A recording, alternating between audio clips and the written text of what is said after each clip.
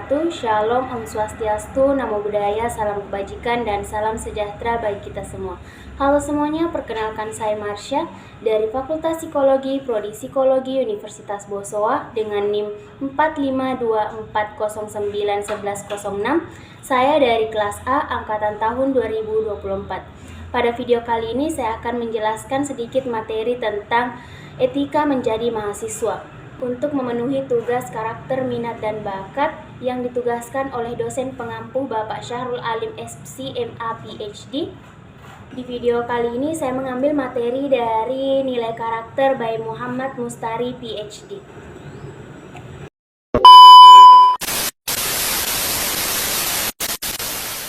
Nah teman-teman, sebelum kita bahas terlalu dalam etika menjadi seorang mahasiswa, ada baiknya kita tahu dulu apa sih itu etika. Nah, teman-teman yang nonton di sini pasti udah nggak asing dengan kata etika itu sendiri. Tapi di sini saya mau jelasin sedikit tentang etika. Nah, etika itu secara teoritis diambil dari bahasa Yunani yaitu ethos. Nah, etika dibagi menjadi dua, etika yang pengertiannya sama dengan moral dan etika yang tidak sama pengertiannya dengan moral. Nah, yang pertama, etika yang sama pengertiannya dengan moral. Moral di sini itu kebiasaan berbuat baik yang didasari dari adat istiadat dan kebiasaan. Yang kedua, etika yang tidak sama pengertiannya dengan moral. Pengkajian nilai-nilai dan norma-normanya berbeda dengan pengertian yang pertama. Pengertian yang kedua ini lebih kepada contohnya, kenapa sih kita harus berbuat baik, kenapa kita tidak boleh berbuat buruk gitu teman-teman. Sebelum teman-teman nonton videonya sampai habis, mungkin salah satu dari teman-teman terbesit di pikirannya, kenapa sih etika mahasiswa itu wajib dan penting? Nah, pada dasarnya etika ini bertujuan agar setiap orang yang di kampus merasa aman, nyaman, berinteraksi dengan orang-orang yang berada di kampus. Nah, untuk mewujudkan lingkungan yang nyaman dan aman di kampus, perlu kerjasama dari berbagai pihak yang ada di kampus untuk tetap menjaga etika yang mereka lakukan agar sesuai dengan norma-norma yang berlaku. Terlebih mahasiswa yang merupakan cerminan orang-orang terpelajar yang ada di masyarakat. Wawasan dan ilmu yang kita dapatkan selama di bangku perkuliahan mungkin tidak ada artinya jika dibarengi dengan etika kita yang kurang baik atau kita tidak memiliki sopan santun.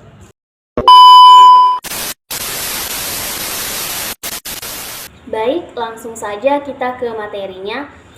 Etika menjadi seorang mahasiswa. Nah, yang pertama saya mau ambilnya jujur. Nah, kenapa sih seorang mahasiswa harus jujur? Teman-teman, tidak menjadi mahasiswa pun seseorang sebaiknya memiliki sifat jujur. Kenapa? Agar bisa diterima di masyarakat dan di lingkungannya. Karena sifat jujur itu sulit untuk diciptakan, sulit. Nah, kepercayaan itu sulit untuk didapat, teman-teman. Jadi, sebaiknya seorang mahasiswa dan individu atau semua orang deh harus memiliki sifat jujur. Nah, yang kedua, mahasiswa juga harus disiplin.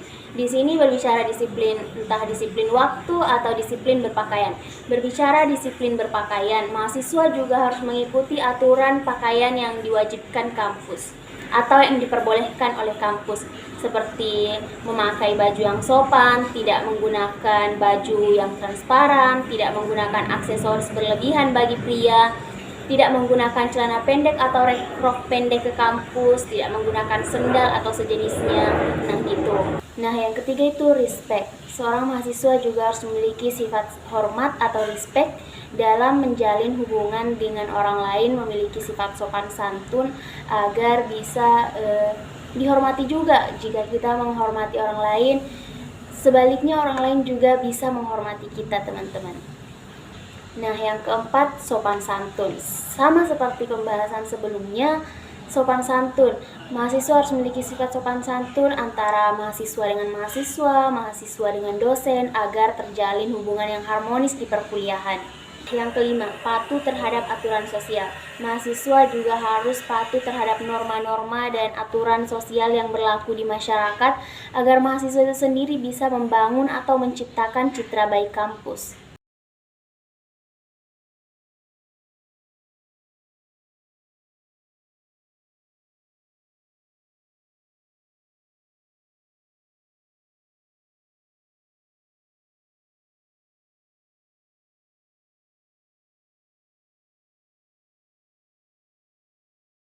Yang ketujuh, terapkan sikap toleransi dan saling menghargai sesama mahasiswa.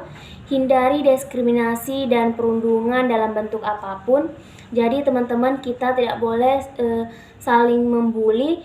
Kita harus saling toleransi antara umat beragama, dan teman-teman juga bersikap terbuka dalam menerima informasi dari orang lain.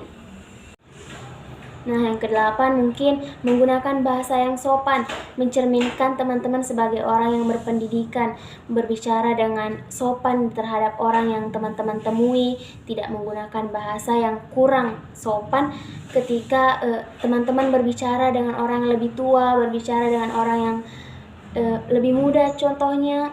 Dengan siapapun itu, teman-teman diharapkan menggunakan bahasa-bahasa yang sopan ya teman-teman. Nah, yang kesembilan, etika terhadap fasilitas kampus.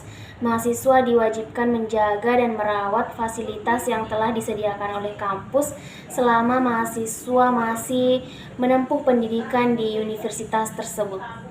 Yang ke-10, etika sesama mahasiswa. Meskipun terdengar lebih santai dibanding dengan dosen dan staf administrasi, tetapi kita juga harus mengetahui batasan-batasan kita berinteraksi dengan mahasiswa-mahasiswa yang ada di kampus. Salah satu cara yang dapat kita lakukan untuk menjaga hubungan sesama mahasiswa di kampus adalah dengan cara menghargai perbedaan pendapat yang diberikan oleh setiap orang yang berada di kampus, khususnya mahasiswa dengan mahasiswa dalam melakukan diskusi mungkin. Yang ke-11, etika berkomunikasi. Etika dalam berkomunikasi salah satu aspek yang penting dalam kehidupan kampus, karena kita akan berinteraksi dengan berbagai pihak, mulai dari dosen, staf, dan teman-teman kita. Oleh karena itu, penting menjaga sopan santun dan tutur kata dalam berkomunikasi dengan orang. Skill komunikasi yang efektif dan efisien juga menjadi salah satu kunci untuk membangun hubungan positif. Gunakan bahasa yang sopan dalam menulis maupun berbicara. Dalam menerapkan etika sebagai mahasiswa, hindari kata-kata kasar dan tidak sopan. Yang ke-12, etika di era digital. Di era digital ini, sosial media menjadi bagian yang tak terpisahkan bagi kehidupan mahasiswa. Namun perlu diingat bahwa penggunaan sosial media perlu digunakan dengan penuh tanggung jawab dan berhati-hati, karena jejak digital itu sangat berbahaya ya. Jadi teman-teman mungkin bisa berhati-hati dalam menggunakan sosial media teman-teman. Hindari ujaran kebencian, cyberbullying, dan memberikan informasi yang tidak akurat.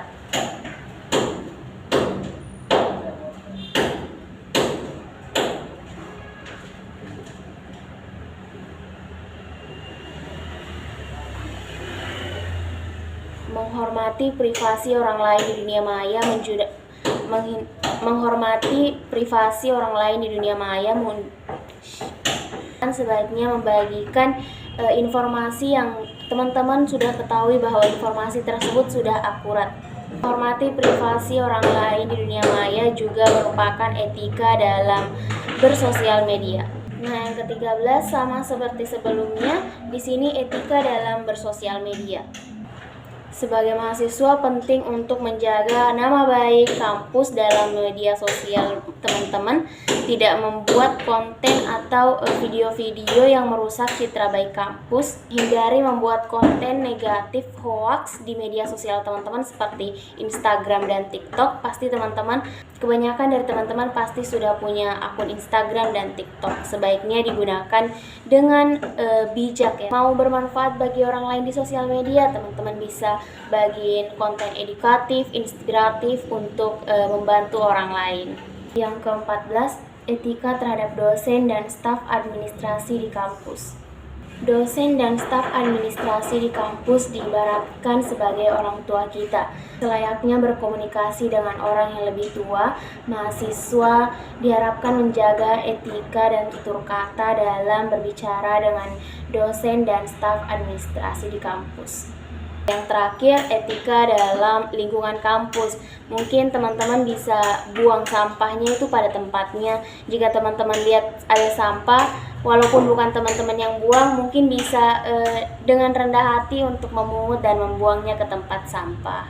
Itu tadi informasi yang dapat saya sampaikan. Semoga dapat bermanfaat bagi kita semua. Lebih dan kurangnya mohon dimaafkan. Saya akhiri dengan ucapan wabillahi taufiq wal hidayah. Wassalamualaikum warahmatullahi wabarakatuh.